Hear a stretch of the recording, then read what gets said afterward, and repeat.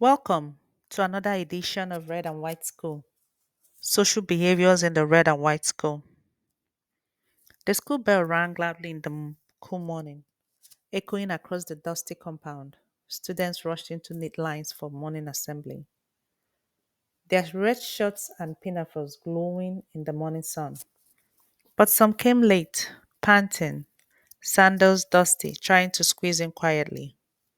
The headmaster's voice boomed, "Come out here, latecomers," and also pointed to a few students with dirty and unkempt uniforms to come out.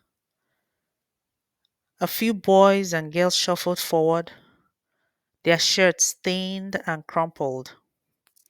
They were told to stand in front of the assembly lines facing everyone for the rest of the prayer and songs. Sometimes the punishment went further.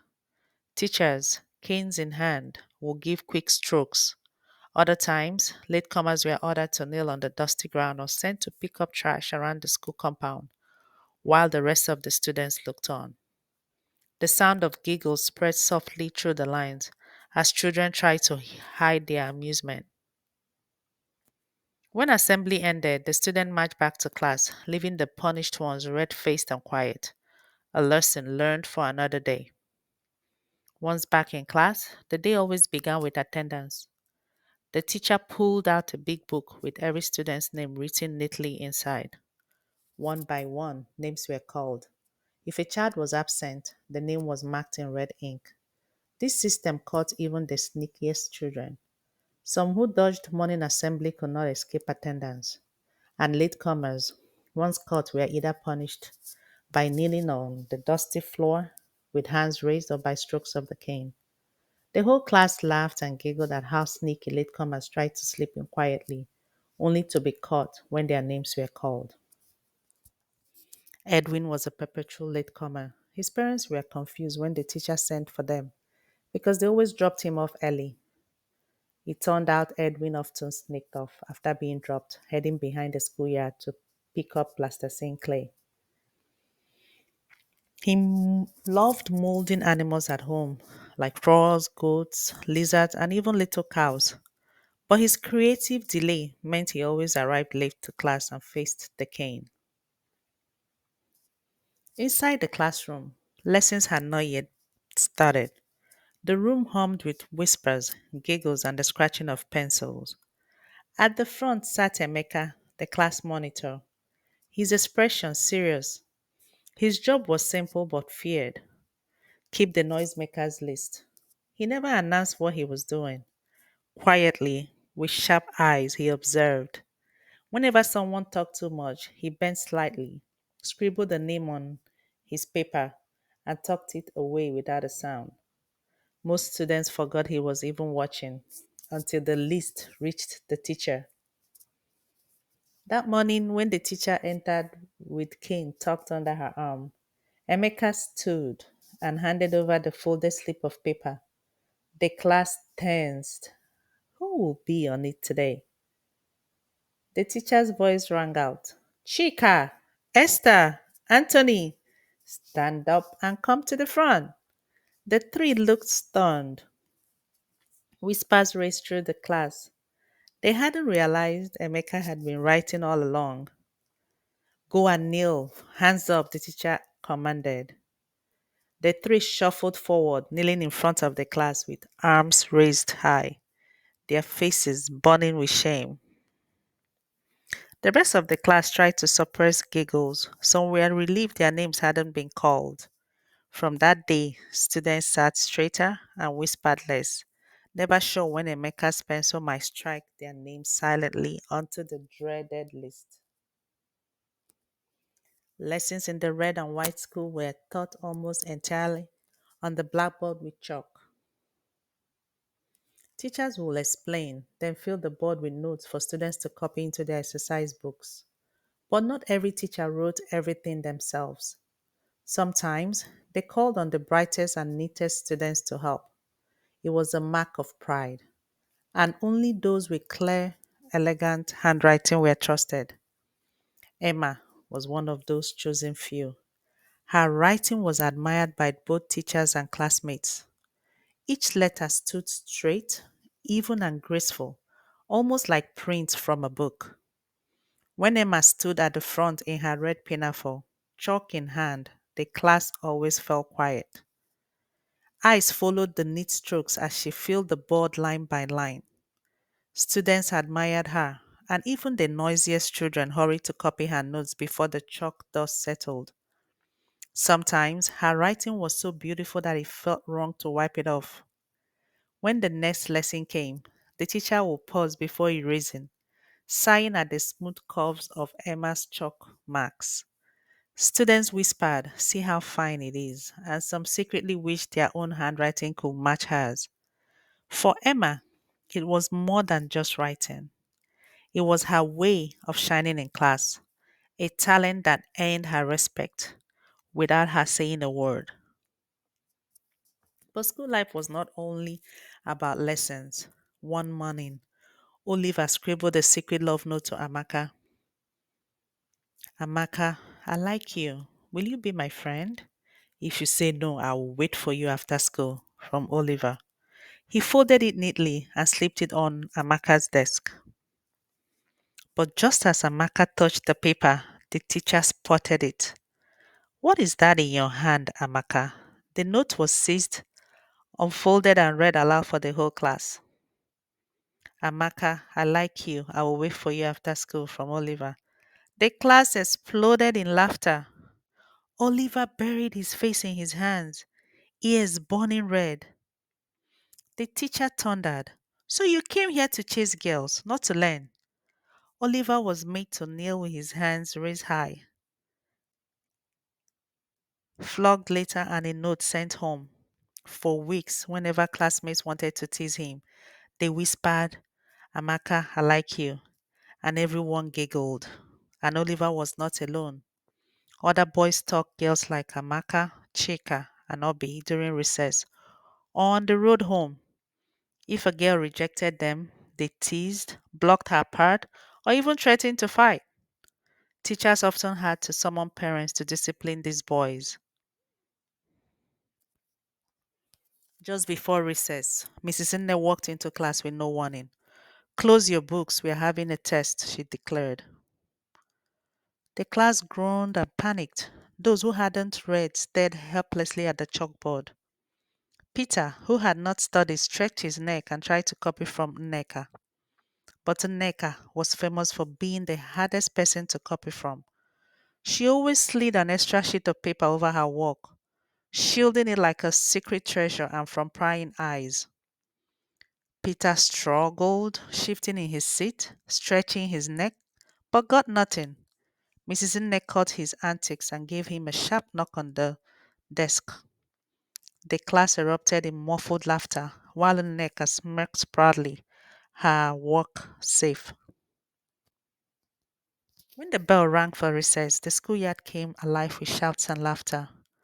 Boys chased footballs, raising clouds of dust. Girls clustered under trees, gossiping, eating odobiro fuche, roasted granuts, and malted biscuits, giggling as they shared stories. But not everyone stuck to the usual fun. Tochi and Toby saw the sky darken.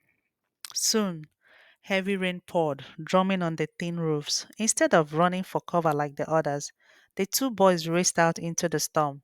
They danced, spun in circles, and splashed through puddles until their uniforms clung tightly to their bodies. Their laughter was louder than the thunder. When the bell rang again, they trooped back into class, dripping wet, leaving damp patches on their wooden desk. Their classmates snickered at the sight of their soaked uniforms and stockings. But the teacher was not amused. "You are no longer small children. You know better," she scolded. As punishment, Tochi and Toby were made to kneel in front of the class in their dripping uniforms, hands raised high. The puddles formed under their knees as the rest of the class laughed softly. Meanwhile, Kelechi sneaked behind the school fence to hunt for ogogo fruits during recess. He later returned late after recess, dusty and guilty, clutching a bunch in his hand. The teacher caught him and assigned him to sweep the classroom after school. Others also usually slipped off chasing cherries or climbing trees, but they all learned that coming back late to class always ended in punishment, kneeling, sweeping, or picking litter until closing time. Ken and Edwin also slipped out during recess to pluck cherries from a compound behind the school fence. They were laughing softly, shirts sticking to their backs when barking erupted. The owner's police dogs charged the fence. They ran, cherries spilled, sandals slapped earth. By the time they burst into class, they were late, chest heaving, eyes bulging with leftover fear. The room went quiet. Explain yourselves, the teacher said, tapping the cane against her palm. Right there in front of the class, Ken stammered through the story, how they squeezed through the broken plank, how the dogs appeared, and how the cherries scattered like red beads. Edwin nodded, still gulping air. The teacher told them to kneel with hands up for 10 minutes, sweep the corridor, and pick litter around the fence after school, and also sent a note to Edwin's parents. This made the class tighter. Edwin was already infamous for sneaking off for plasticine. Let today cure you of trespassing, the teacher finished. If the dogs hadn't stopped at the fence, what then? The class buzzed for hours. The first real fight of the term started when a big boy, John Bull, shoved Anayo in class because he refused to give up his seat. Desk screeched, exercise book fell, and Anayo sprang up and pushed back. Before the second shove landed, the teacher burst in. Kane tucked under her arm. Both of you, front! She thundered. Punishments were shared, not one sided. Anayo and the bully knelt with hands up for 10 full minutes while the class walked in silence.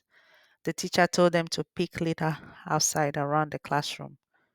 Each boy had to apologize aloud, first to the class for the disturbance, then to each other. The bully was moved to the front seat for 2 weeks where my eyes can see you, said the teacher. The teacher warned the whole class against fighting. Quarrels between girls weren't spared either. The loudest was Chika versus Ola over the window seat. The teacher separated them, swapped their seats, gave each extra notes to copy, and made them share the same broom for a week. If you quarrel together, you can sweep together, the teacher said. They had to wait on each other to sweep. When tempers still simmered, both knelt with hands up for 5 minutes and delivered shy apologies that the class received with giggles. For repeat troublemakers who stage after school showdowns near the gate, the school has the school had a ladder of consequences that included sweeping the entire corridor after closing, use of cane, parents' notification, and then a final warning written in the class record. There were also a few students who seemed born for mischief. No matter how many times they were punished, kneeling with hands up, sweeping classrooms, or even being flogged, these perpetual troublemakers always found themselves in fresh trouble the very next day. They are always called out for one mischief or another, and their names never seem to leave the noisemakers list. And the teachers shook their heads in both frustration and amusement. In every classroom near the teacher's big wooden chair and table, there was a small space on the floor called the nature corner. It was usually a low table or a decorated carton box, covered neatly with paper or cloth, where students displayed their treasures. On it lay all kinds of collections: shiny snail shells, smooth river stones, odara seeds, cock feathers, food items like rice and beans, and sometimes curious insects carefully kept in small jars. Children arranged them proudly, each hoping theirs would draw the most attention. The nature corner was more than just decoration, it was a competition. Every week, the class buzzed with excitement about who would bring the most admired object. Some brought bright stones they claimed to have found by the river, Others showed off rare feathers or seeds, telling stories of how far they had walked to find them. The teacher would listen, smile, and sometimes ask the class to clap for the most unique discovery.